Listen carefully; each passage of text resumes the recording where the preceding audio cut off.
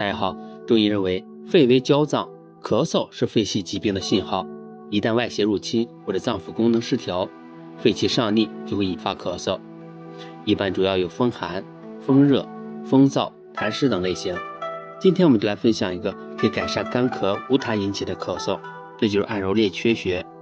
就这里，前臂桡侧缘，桡骨茎突上方，距离腕横纹上1.5寸的地方，就这里。还有一个简单的找穴方法，就是将左右手的两手虎口交叉，一只手的食指压在另一只手的桡骨茎突上，当食指尖到达的凹陷的地方，就是这个穴位。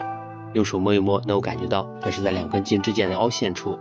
刺激这个穴位可以采用按揉的方法，用拇指的指腹按在列缺穴上，施以适度的力度，顺时针按揉，力度以产生酸胀感为宜。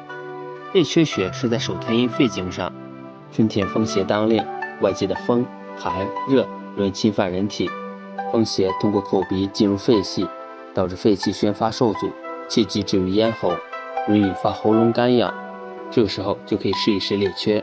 有人形容它是藏在手腕上的止咳开关，也被称为肺经的钥匙。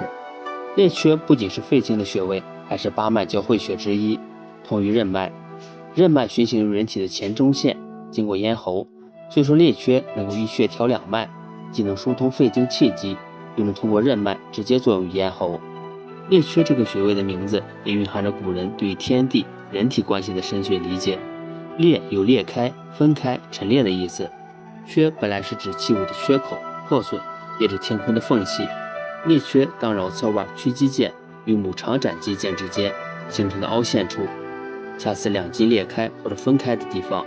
适当刺激能旋通肺气，清理咽喉，有助于恢复气机的升降出入，左右手都有，维持对称。好了，这期视频就分享到这儿，我是易阳，咱们下期见。